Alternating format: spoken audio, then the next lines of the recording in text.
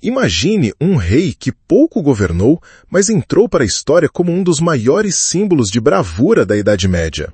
Um monarca que passou menos de 6 meses em seu reino, mas é celebrado com estátuas, brasões e romances.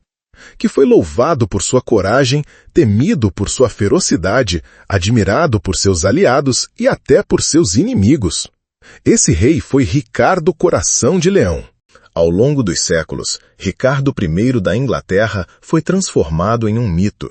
A literatura o ergueu como o arquétipo do cavaleiro perfeito, leal, destemido, honrado. O cinema o consagrou como um rei justo e bondoso, que retornava no momento decisivo para salvar seu povo. Os games o elevaram ao posto de líder ideal. Mas quem foi o verdadeiro homem por trás dessa armadura? Será que Ricardo era mesmo esse modelo de virtude que os séculos posteriores insistiram em pintar? Ou estaríamos diante de um guerreiro impulsivo, obcecado por glória, vaidade e poder? Um cruzado movido por orgulho que elevou o próprio nome às custas de sangue, inclusive de inocentes? Neste vídeo, vamos percorrer a trajetória intensa e turbulenta de Ricardo I, desde seus primeiros anos na corte de Leonor da Aquitânia até seu trágico fim em uma batalha que, ironicamente, não tinha valor militar.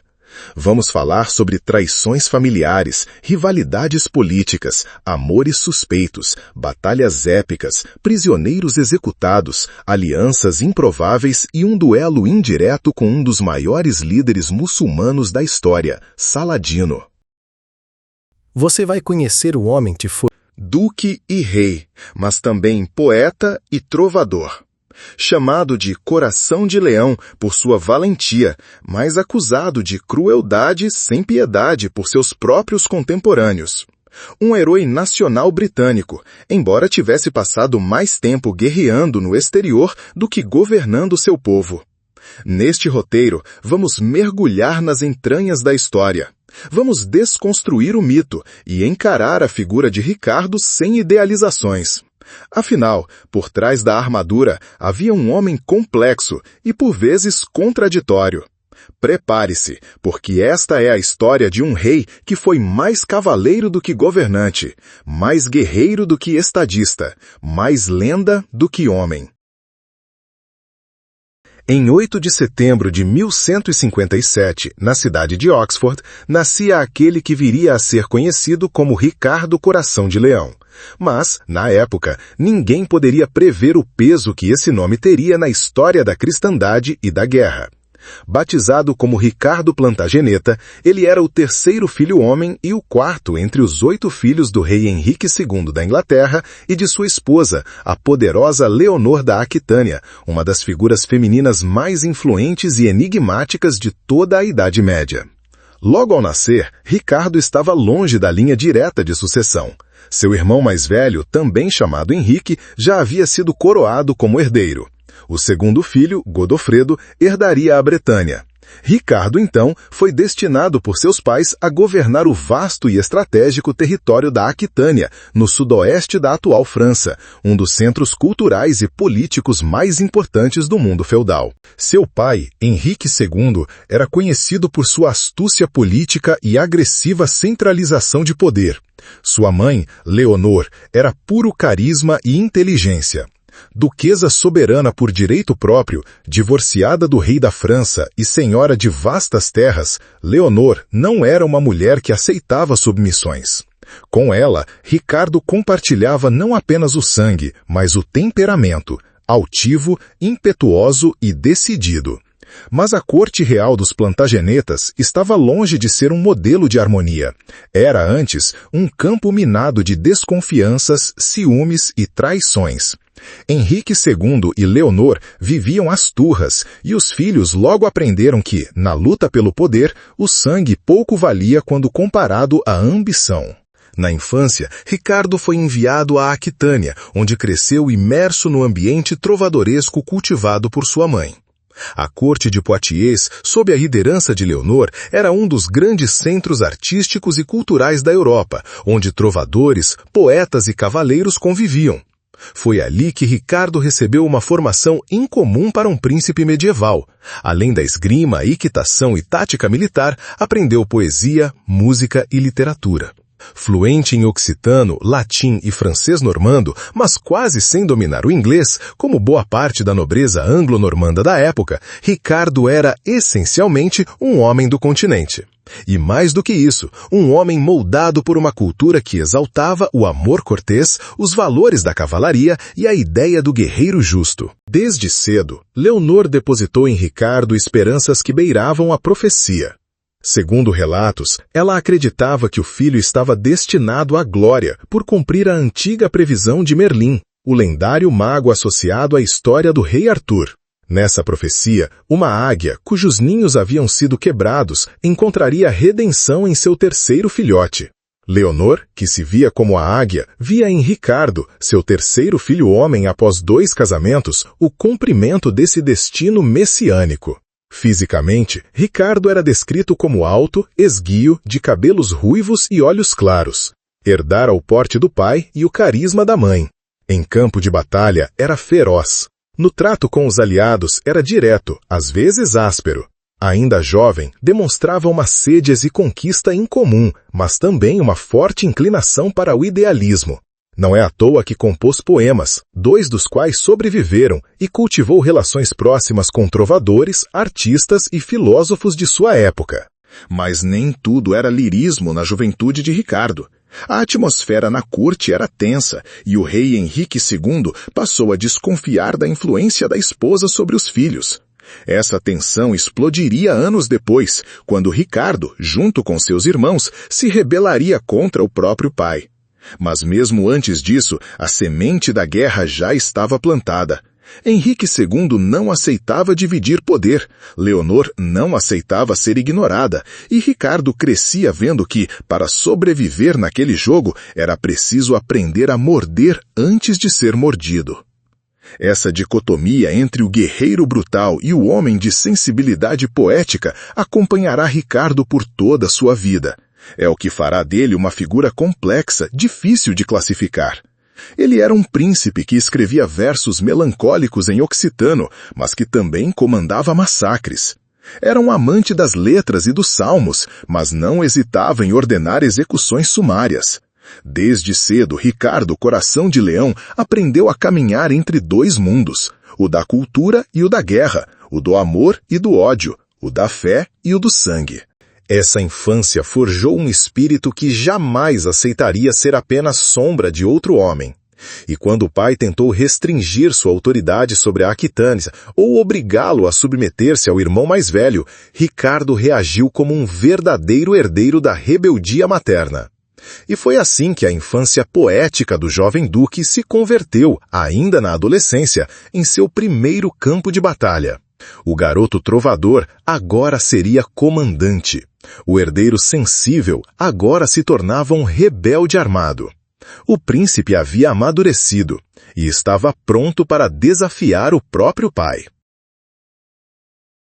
Na corte dos Plantagenetas, a espada era muitas vezes mais afiada do que o sangue. Ricardo, ainda com 15 anos, experimentaria isso pela primeira vez quando seu irmão mais velho, Henrique, o jovem rei, iniciou uma rebelião contra o pai, o rei Henrique II da Inglaterra. A alegação era simples, mas explosiva. O herdeiro queria governar de fato e não apenas carregar uma coroa simbólica. O rei, no entanto, relutava em dividir o poder com seus filhos, e isso colocava a família em rota de colisão. Ricardo, que àquela altura já governava nominalmente a Aquitânia sob a supervisão de sua mãe, decidiu apoiar o irmão mais velho na insurreição. Era a primeira vez que tomava partido diretamente contra o próprio pai. E não o fez sozinho. Outro irmão, Godofredo, também se juntou à revolta. Em questão de semanas, os 3 filhos do rei estavam unidos sobre o estandarte da rebelião, com apoio do rei da França, Luís VII, ex-marido de Leonor de Aquitânia e, portanto, padrasto político dos insurgentes. O cenário era digno de uma tragédia shakespeariana avant la lettre. A guerra se alastrou pelo território continental da Inglaterra, especialmente pela Aquitânia e Poitou, com batalhas localizadas, escaramuças e cercos a castelos de nobres leais ao rei. E foi aí, em meio à fumaça dos combates e aos estandartes rasgados da deslealdade, que o nome de Ricardo começou a circular como um guerreiro de coragem incomum. Mas a rebelião de 1173 e 1174 terminou com a vitória do rei. Henrique II conseguiu manter o trono, prender a esposa Leonor, acusada de instigar os filhos, e obrigar Ricardo a se ajoelhar e pedir perdão. Foi um gesto humilhante, mas que não quebrou o espírito do jovem duque. Na verdade, foi a partir dali que Ricardo se transformou de príncipe em militar. O pai, desconfiado, manteve Leonor presa por anos e usou o jovem Ricardo como braço executor em sua política de repressão na Aquitânia. Ricardo então foi enviado de volta à sua província natal para punir os nobres que haviam apoiado a rebelião, e o fez com brutal eficiência. Com menos de 20 anos, cercou castelos, confiscou terras e humilhou aliados recentes. Em alguns casos, liderou cercos prolongados contra fortalezas quase inexpugnáveis. O jovem duque revelava-se um estrategista militar determinado e, segundo as crônicas, ganhava ali o título de Cœur de Lion, Coração de Leão, não só por sua bravura, mas também por sua dureza e capacidade de impor temor. Contudo, Ricardo não era apenas executor da vontade do pai. Ele também resistia a ela. Quando Henrique II tentou obrigá-lo a transferir o controle da Aquitânia para o irmão mais novo, João de Inglaterra, Ricardo se recusou. Isso reacendeu a tensão familiar. O rei queria controlar as terras e os filhos. Os filhos, por sua vez, queriam governar seus domínios como senhores independentes. E Ricardo, em especial, queria poder absoluto sobre a Aquitânia, território que considerava seu por direito e por sangue materno. No meio desse conflito familiar contínuo, a rebelião do irmão Henrique, o jovem rei, voltou a explodir. E dessa vez, Ricardo hesitou. Mas o dilema não duraria muito. Em 1183, o irmão morreu de disenteria durante uma campanha militar. Com a morte do primogênito, Ricardo se tornou o principal herdeiro de Henrique II. Mas o rei hesitava em reconhecê-lo formalmente como tal. Temia que Ricardo, agora fortalecido, também se voltasse contra ele. E o pai estava certo em temer. Ricardo não se deixava domar. Ele já não era mais o jovem idealista da corte trovadoresca. Agora era um comandante experiente, com campanhas de cerco vitoriosas no currículo, alianças regionais estabelecidas e, o mais importante, o apoio moral de sua mãe, que ainda era uma figura poderosa, mesmo encarcerada. Ao longo dos anos seguintes, Ricardo permaneceu fiel à sua visão de poder próprio. Combateu rebeliões internas em seu ducado, consolidou sua autoridade entre os nobres da Aquitânia e construiu reputação como líder militar de respeito. Mas os ventos políticos mudariam novamente, e com eles a posição de Ricardo no xadrez europeu. Em 1186, o irmão Godofredo também morre. Ricardo passa então a ser o único filho viável de Henrique II com condições de assumir o trono. O rei, relutante, ainda tentava forçar Ricardo a ceder a Aquitânia a João. A tensão entre pai e filho atingiu o ápice. Ricardo tomou uma decisão que mudaria tudo. Aliou-se ao novo rei da França, Filipe II Augusto, sucessor de Luís VII. Era uma jogada ousada e perigosa. Os plantagenetas e os capetos estavam há décadas em disputa por terras e influência. Mas Ricardo enxergou na aliança uma oportunidade de pressionar o pai. E funcionou. Em 1189, após uma campanha militar desastrosa, doente e derrotado, Henrique II finalmente aceitou reconhecer Ricardo como herdeiro legítimo. 2 dias depois, morria, sem jamais ter perdoado totalmente o filho que ousou desafiá-lo e vencê-lo. Ricardo, agora com 32 anos, era rei. Mas não rei de gabinete. Era um monarca forjado na batalha, formado entre intrigas familiares e guerras de cerco. Subia ao trono da Inglaterra sem ilusões políticas e sem pretensões administrativas. Seu coração estava voltado para outro campo, o campo de batalha do Oriente Médio. Logo após a morte do pai, Ricardo começaria a traçar os preparativos para uma cruzada. O trono mal havia esfriado e o novo rei já se lançava ao projeto que dominaria o resto de sua vida: libertar Jerusalém das mãos muçulmanas e medir forças com um dos maiores líderes da história islâmica, Saladino. Mas antes disso, era preciso reunir dinheiro, muito dinheiro. E para isso, Ricardo venderia tudo o que estivesse ao alcance da coroa, inclusive parte do próprio reino. Ricardo Plantageneta foi coroado rei da Inglaterra em 3 de setembro de 1189 em Westminster, aos 31 anos de idade. A cerimônia foi grandiosa, mas marcada por tensões. Durante a coroação, houve um massacre de judeus em Londres, após um mal-entendido transformado em pretexto por fanáticos cristãos. Ricardo, ao saber, ficou indignado e puniu os responsáveis, mas o episódio já anunciava o tom de fervor religioso que marcaria seu reinado. Um tempo em que a cruz e a espada caminhariam lado a lado, sob o estandarte da Guerra Santa. Desde o início, ficou claro que Ricardo não pretendia governar como um rei administrativo. Ele mal se estabeleceu no trono e já anunciava suas intenções: liderar a Terceira Cruzada para retomar Jerusalém, que havia caído nas mãos de Saladino em 1187. Seu espírito estava em outro continente.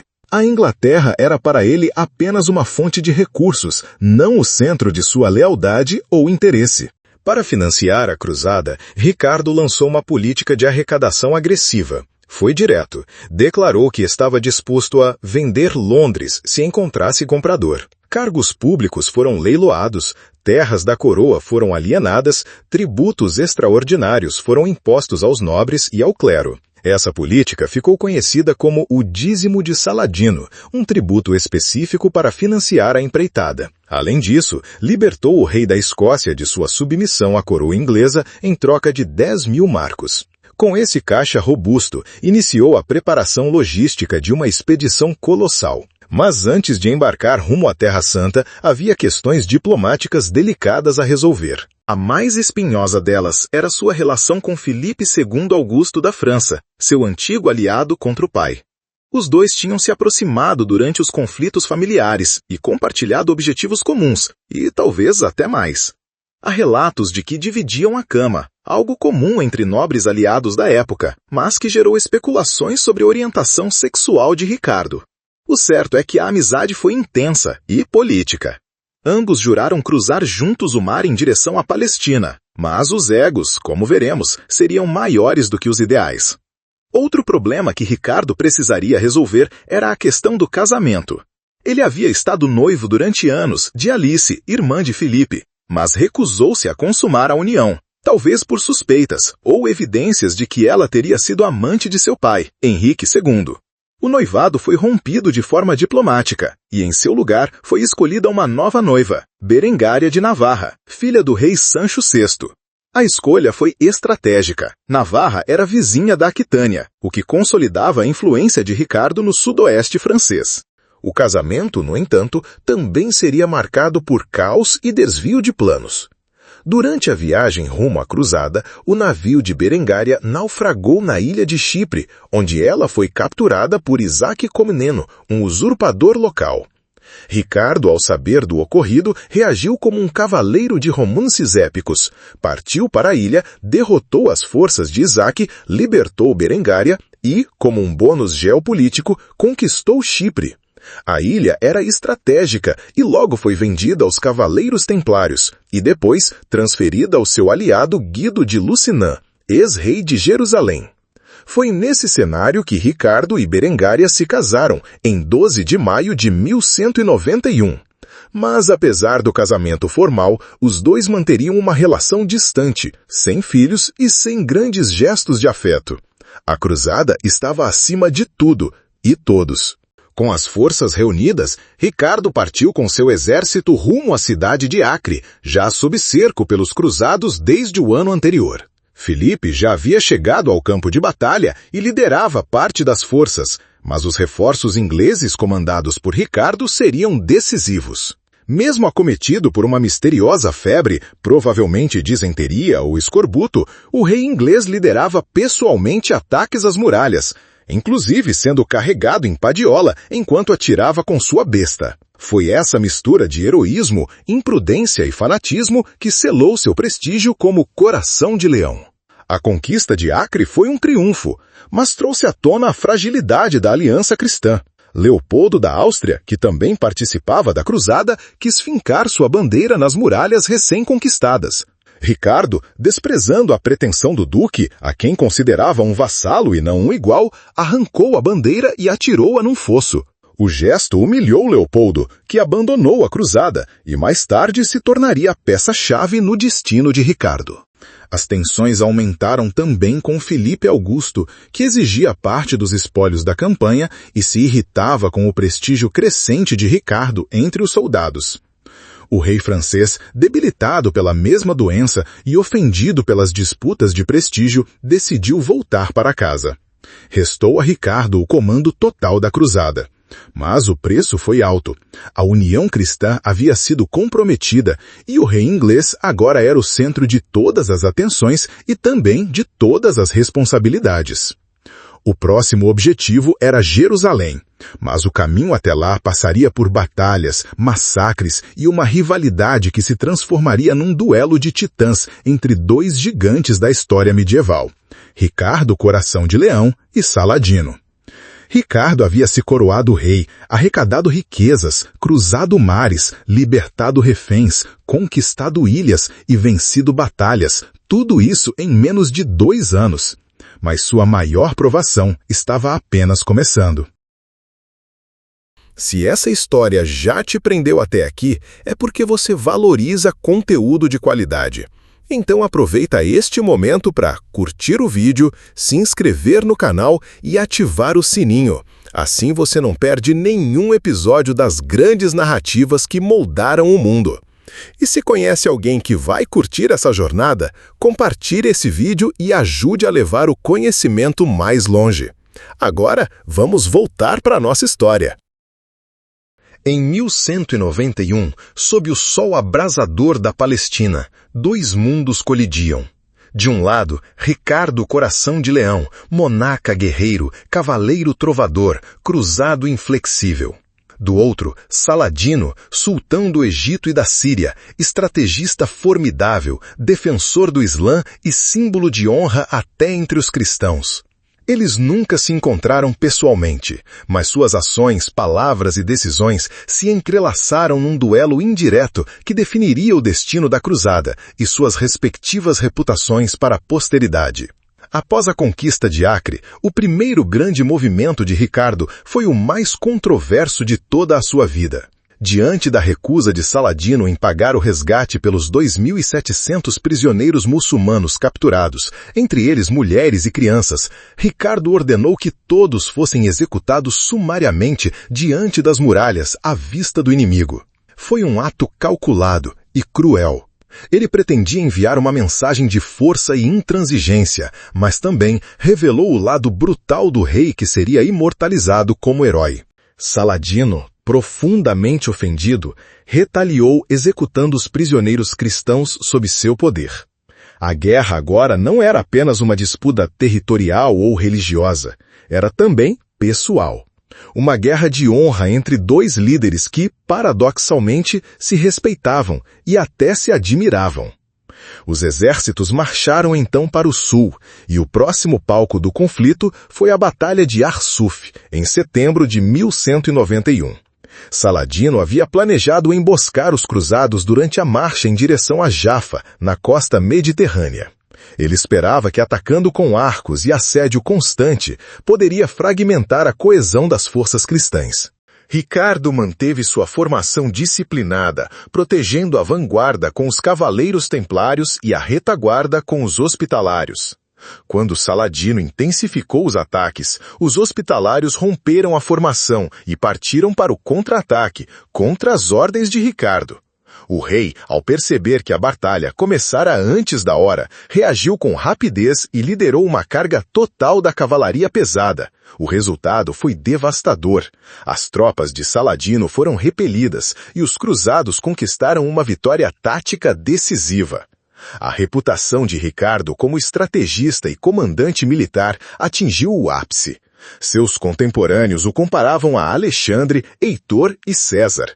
Ele havia vencido o líder muçulmano mais habilidoso da época em campo aberto, algo que nenhum outro cruzado havia conseguido. Mas o objetivo final ainda estava distante. Jerusalém, a cidade sagrada, estava sob controle muçulmano desde 1187. E ali, nas pedras antigas da cidade de Davi, residia o verdadeiro troféu da cruzada. Ricardo avançou, conquistou Jafa, organizou linhas de suprimento e fortalezas costeiras. Mas Jerusalém era um problema diferente. Ela não podia ser tomada apenas com espadas. Exigia logística, água, moral e estabilidade entre os líderes cristãos. Nada disso estava garantido. Em 2 ocasiões, entre o fim de 1191 e meados de 1192, Ricardo e seus aliados marcharam até as cercanias de Jerusalém.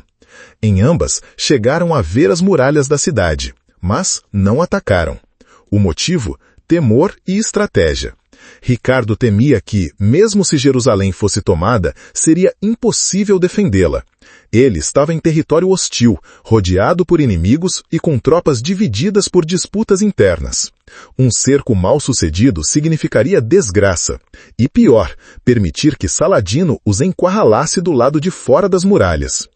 O dilema provocou discussões violentas entre os comandantes cruzados. Alguns queriam atacar imediatamente. Outros, como Ricardo, preferiam atacar o Egito primeiro, para cortar a base de poder de Saladino. O impasse provocou recuos, desgaste moral e desconfiança. Durante esse período, Saladino manteve contato diplomático com Ricardo. Os dois trocaram cartas, presentes e propostas de paz. Houve até conversas sobre um casamento político entre a irmã de Ricardo e o irmão de Saladino, com a condição, imposta por Ricardo, de que o muçulmano se convertesse ao cristianismo. O plano não avançou, mas o tom entre os dois líderes revelava algo incomum para a época: respeito mútuo em meio à guerra. Ricardo, ao contrário de muitos cruzados fanáticos, reconhecia a nobreza e a competência de Saladino. E Saladino, por sua vez, via em Ricardo não apenas um inimigo, mas um igual, alguém digno de enfrentá-lo. Em julho de 1192, Saladino reconquistou Jafa em um ataque surpresa. Foi uma das poucas vitórias muçulmanas no conflito. Mas Ricardo não deixou barato. Em uma manobra ousada, partiu por mar com sua frota, desembarcou as tropas diretamente na praia e retomou a cidade em poucos dias. A velocidade e coragem da ação chocaram os muçulmanos e restauraram a moral dos cruzados. Ainda assim, nenhum dos lados conseguia vencer de forma definitiva. Saladino estava exausto, seu exército enfraquecido. O clima, as doenças, as traições, tudo pesava. Ricardo, por sua vez, estava doente, informado de conspirações contra ele na Inglaterra e cada vez mais convencido de que a cruzada havia chegado ao seu limite. Em setembro de 1192, os dois líderes firmaram um acordo. Jerusalém permaneceria sob controle muçulmano, mas os cristãos desarmados teriam livre acesso à cidade para realizar peregrinações. A costa, de Jafa até Tiro, permaneceria sob controle cristão. Ninguém ficou completamente satisfeito, mas todos sabiam que o impasse havia vencido a guerra. Ricardo e Saladino nunca se encontraram face a face, mas seus nomes ficaram unidos na história como símbolos de uma guerra marcada tanto pela brutalidade quanto pela honra. O cavaleiro inglês, que matava prisioneiros e declamava poemas, enfrentara o sultão muçulmano que liderava jejum, oração e também cavalaria com astúcia feroz. Eram espelhos invertidos, dois homens distintos, mas igualmente lendários. A terceira cruzada terminava ali. Ricardo retornaria para casa, ou pelo menos tentaria. Seu destino, no entanto, não o levaria à paz, mas à prisão e ao último ato dramático de sua vida. Em setembro de 1192, Ricardo Coração de Leão embarcava rumo à Europa após o encerramento da Terceira Cruzada. Deixava a Terra Santa como uma lenda viva, temido por seus inimigos, idolatrado por seus aliados. No entanto, seu retorno ao Ocidente não traria glórias, mas sim uma das maiores humilhações da história dos reis medievais. O herói cruzado se tornaria prisioneiro político nas mãos de seus rivais europeus. E sua liberdade dependeria do empenho de uma mulher, sua mãe, Leonor da Aquitânia. O plano de Ricardo era retornar discretamente por terra, cruzando territórios neutros para evitar a hostilidade de seus desafetos, principalmente Filipe II da França e Leopoldo da Áustria. Afinal, ao longo da cruzada, havia insultado diretamente o Duque Leopoldo, humilhando-o publicamente ao lançar sua bandeira no fosso após a conquista de Acre. O rancor era profundo e perigoso. Numa tentativa de evitar confrontos, Ricardo viajou disfarçado, acompanhado de poucos homens, vestindo-se como peregrino. Mas a sorte, que tantas vezes o favoreceu em batalha, o traiu no caminho de volta. Durante uma parada em Viena, ele foi reconhecido e capturado pelas forças de Leopoldo da Áustria, em dezembro de 1192. Um rei cristão capturando outro rei cruzado era considerado ilegal e desonroso, mas a ambição falou mais alto. Leopoldo, em vez de libertá-lo, vendeu Ricardo ao imperador do Sacro Império Romano Germânico, Henrique VI, que também tinha contas a ajustar com o monarca inglês. Henrique o manteve em cativeiro, exigindo um resgate colossal, 100.000 libras de prata, o equivalente a 2 anos de receita total da coroa inglesa. A notícia da prisão de Ricardo caiu como uma bomba na Europa. Durante semanas, seu paradeiro era incerto. Rumores diziam que havia morrido, outros que fora assassinado. A comoção pública foi enorme e imediatamente mobilizou forças políticas opostas. Enquanto Leonor da Aquitânia iniciava uma campanha implacável para reunir o resgate e libertar o filho, outro personagem via na prisão uma oportunidade única: João de Inglaterra, o irmão mais novo de Ricardo. João, aliado a Filipe da França, tentou comprar o silêncio do imperador e convencê-lo a manter Ricardo preso por mais tempo. Em troca, ofereceu metade do valor do resgate. A traição, embora fracassada, revela o grau de degradação da política dinástica da época e o desprezo de João por qualquer laço de lealdade. A resposta de Leonor foi contundente. A velha rainha, com quase 70 anos, percorreu o reino em busca de fundos.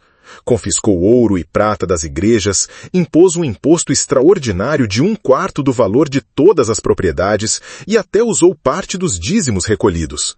A mobilização foi tamanha que o povo contribuiu em massa, não apenas por lealdade, mas por temor do vazio de poder que João e Filipe representavam. Enquanto isso, Ricardo permanecia preso na Alemanha, vigiado de perto. Em seu tempo no cativeiro, compôs um dos 2 poemas que sobreviveram de sua autoria, uma canção de lamento que expressava frustração com o abandono de seus vassalos. Num dos versos, ironizava: "Nenhum homem aprisionado é honrado em sua ausência." A glória da cruzada agora pesava como grilhões. Por fim, em 4 de fevereiro de 1194, após 14 meses de cativeiro, Ricardo foi libertado. Leonor foi pessoalmente buscá-lo. Seu retorno à Inglaterra foi triunfal.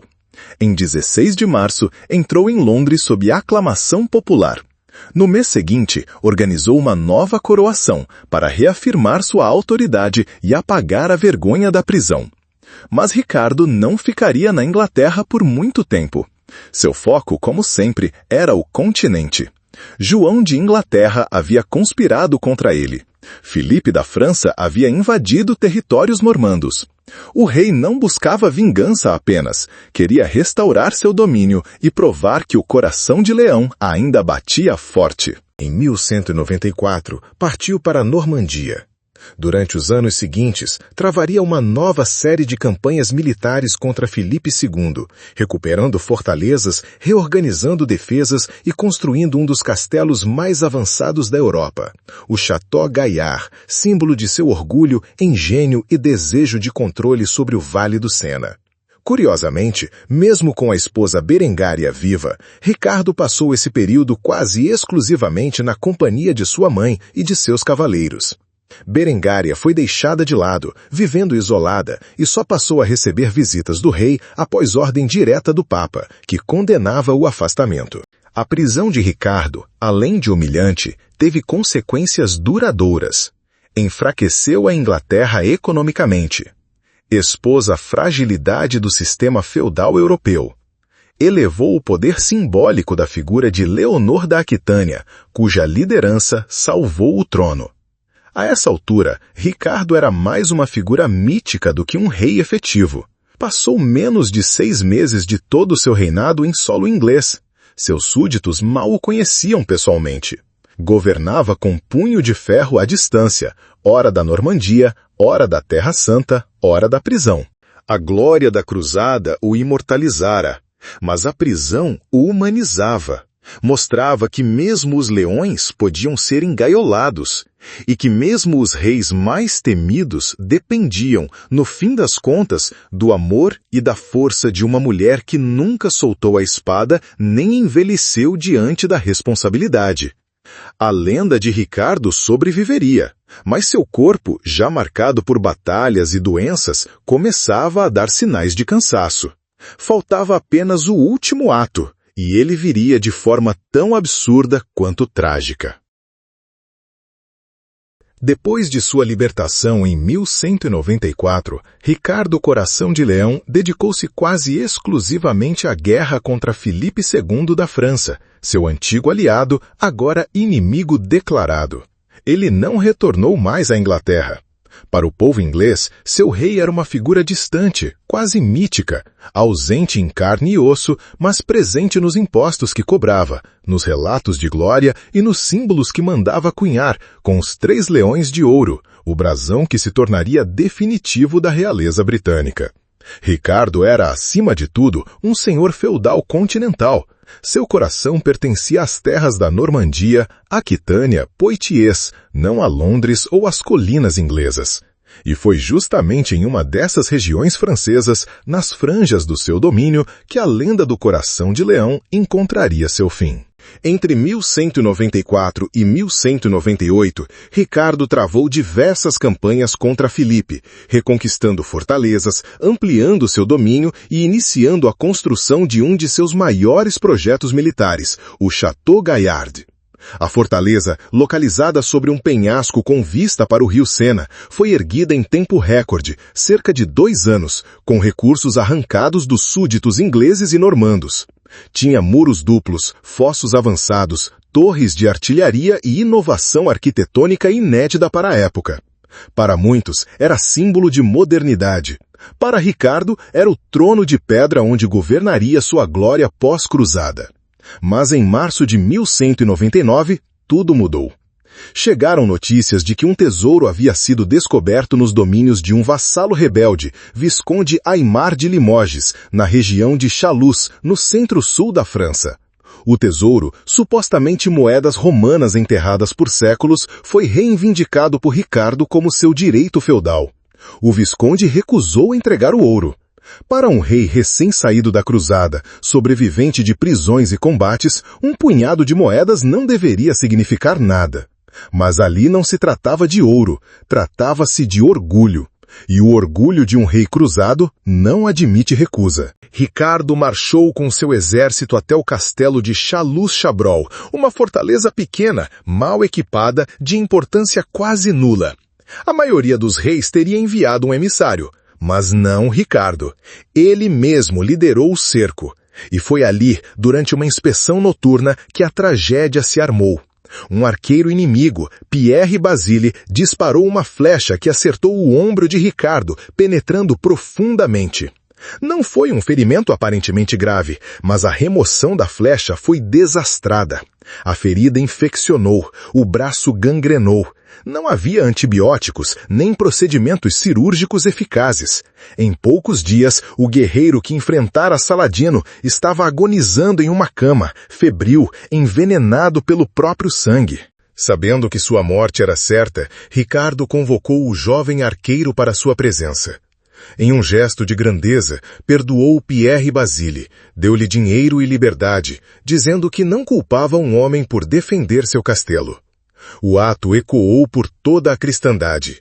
O guerreiro sem piedade terminava sua vida com um gesto de clemência. Mas o perdão de um rei moribundo não sobreviveu à política. Logo após sua morte, um de seus comandantes capturou Pierre Basile, mandou torturá-lo e executá-lo, contrariando a vontade do rei e traindo a última decisão cavaleiresca de sua vida. Um símbolo amargo de que a honra muitas vezes morre junto com o corpo. Ricardo faleceu em 6 de abril de 1199, nos braços de sua mãe, Leonor da Aquitânia, que via morrer ali o filho favorito, o guerreiro que ela acreditava destinado à grandeza desde a infância. Tinha apenas 41 anos. Foi enterrado em partes. Suas entranhas foram sepultadas em Chalos, onde tombou. Seu coração foi levado à cidade de Rouen, capital da Normandia. E o corpo foi enterrado na abadia de Fontevraud, ao lado do túmulo do pai, Henrique II, e mais tarde de sua mãe. A morte de Ricardo foi descrita por cronistas da época como um leão abatido por uma formiga. Um rei derrubado não por um exército, mas por uma flecha solitária, num cerco sem importância. O herói da cruzada, o terror de Saladino, tombava por causa de um punhado de moedas e um gesto de vaidade feudal. Em seus últimos momentos, não deixou filhos legítimos. O trono passou para João de Inglaterra, o mesmo irmão que havia conspirado contra ele durante seu cativeiro.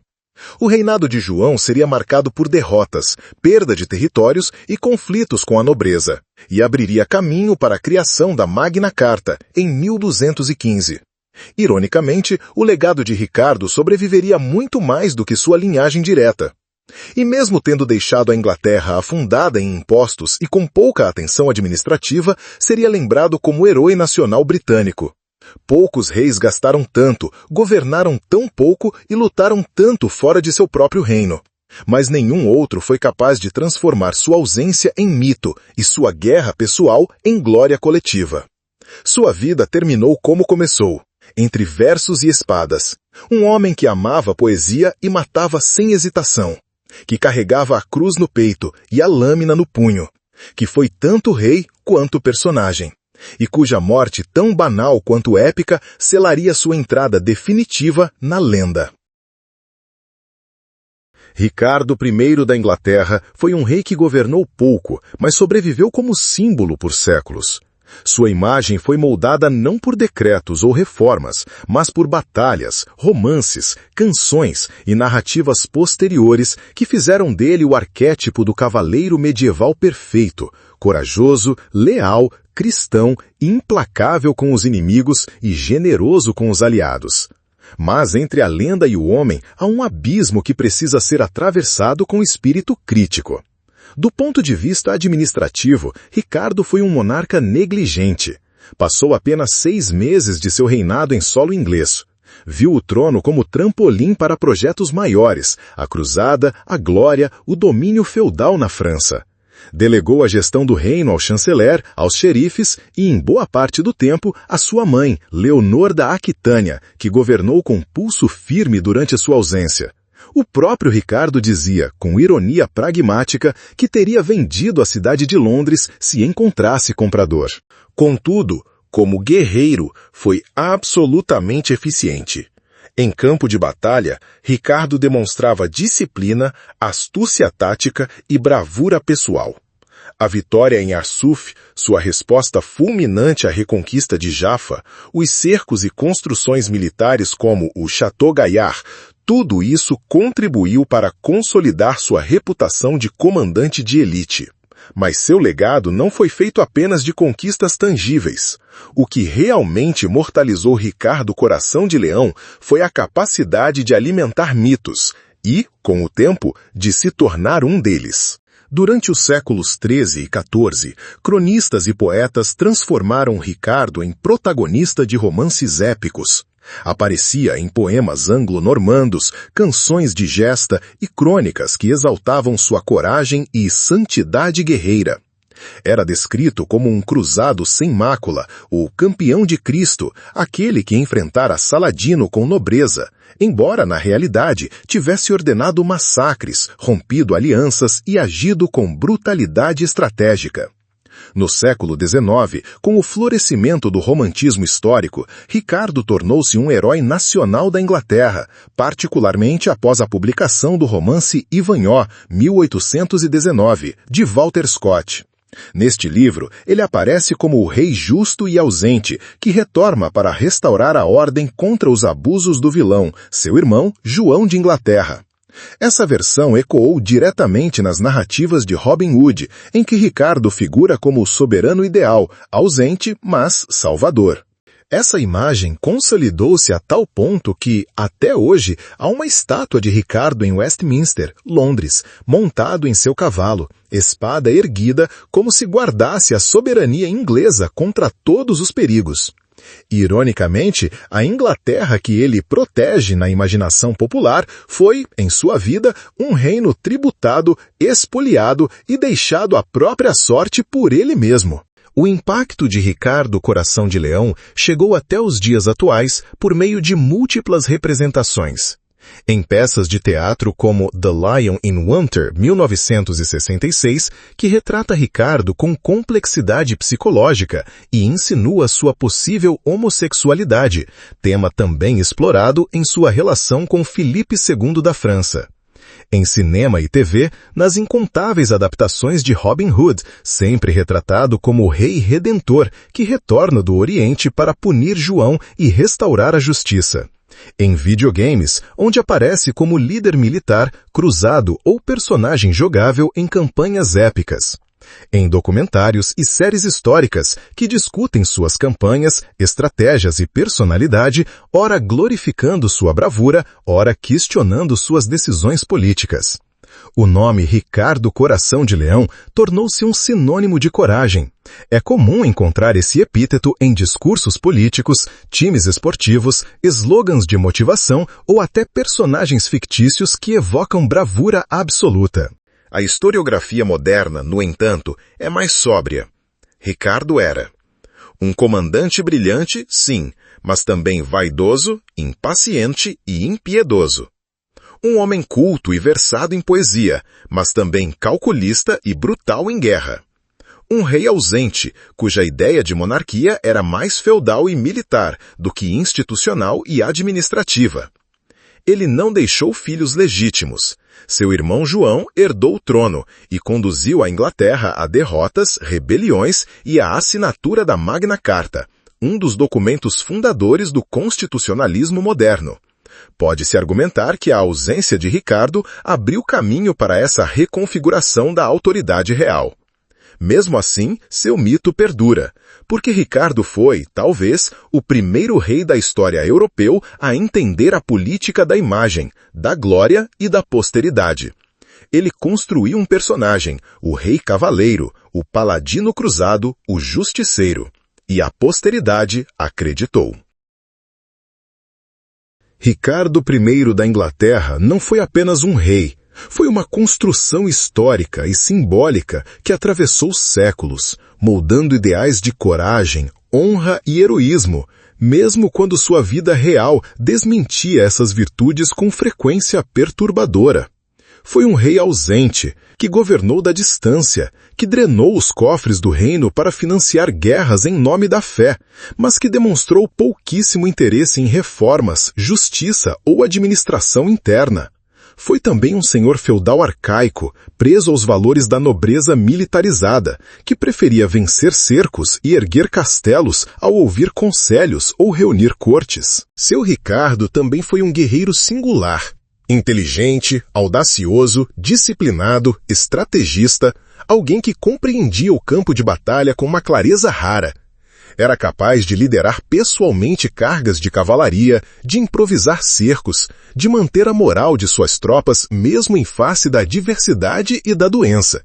Seu nome inspirava temor, sua presença obediência. E isso, para a lógica da Idade Média, era poder em estado puro. Sua relação com Saladino sintetiza esse paradoxo. Dois inimigos mortais que jamais se encontraram pessoalmente, mas se respeitavam como espelhos morais e táticos. A guerra entre eles foi mais do que uma cruzada religiosa. Foi um duelo entre civilizações, entre o Islã e o Ocidente medieval, representado por dois homens que, de lados opostos, acreditavam na força da espada e na dignidade do oponente. Ricardo foi também um filho da poesia. Escreveu versos, se encantava com trovadores, e viveu numa época em que o amor cortês e o ideal cavaleiresco moldavam comportamentos e expectativas. E isso ajudou a alimentar a construção posterior de sua imagem. O guerreiro com alma de artista, o rei de espada na mão e coração inflamado pela cruz. Sua morte, longe de ser heróica, foi um ato de vaidade e teimosia. Um cerco inútil por moedas antigas, uma flecha disparada por um jovem camponês, uma infecção banal que o abateu como qualquer homem comum. O coração de leão tombava não diante de impérios, mas diante de seu próprio orgulho. E é justamente esse final irônico, quase trágico, que humaniza o mito. Na heráldica, como os 3 leões da Inglaterra. No folclore, como o rei ausente de Robin Hood. Na historiografia, como exemplo de liderança militar. E na crítica, como retrato das contradições entre fama e verdade, entre glória e responsabilidade, entre o que se vive e o que se conta. Talvez o maior legado de Ricardo seja este: mostrar que os heróis não são, necessariamente, os justos, que os governantes não precisam ser administradores para serem idolatrados, e que, na história, o eco do nome pode ser mais poderoso que os atos concretos de um reinado. Ricardo morreu, mas o coração de leão continuou batendo nas páginas dos livros, nas cenas dos filmes, nos discursos políticos e nas narrativas de poder que atravessam os séculos. Porque reis morrem, mas símbolos, quando bem armados, não caem tão facilmente. Se você gostou dessa viagem pela história, mostre seu apoio. Curta, se inscreva e ative as notificações. Isso ajuda o canal a crescer e garante que você receba os próximos vídeos épicos diretamente no seu feed. E claro, compartilhe com seus amigos que também são apaixonados por história. Até a próxima!